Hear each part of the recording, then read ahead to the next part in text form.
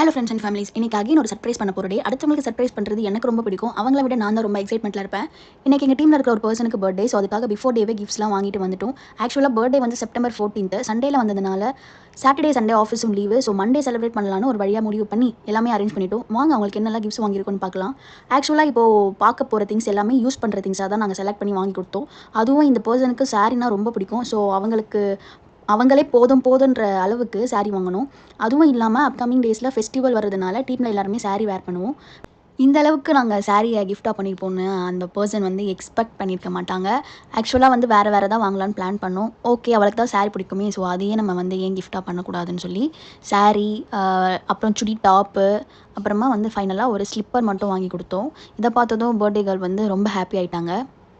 ஃபைனலாக பர்த்டே பர்சனையும் கூப்பிட்டு கேக் கூட கட் பண்ணி இந்த செலிப்ரேஷனை நாங்கள் ஃபினிஷ் பண்ணிட்டோம். இந்த வீடியோ பிடிச்சிருந்துச்சுன்னா மறக்காமல் லைக், ஷேர் அண்ட் சப்ஸ்கிரைப் பண்ணிக்கோங்க. பாய் பாய்.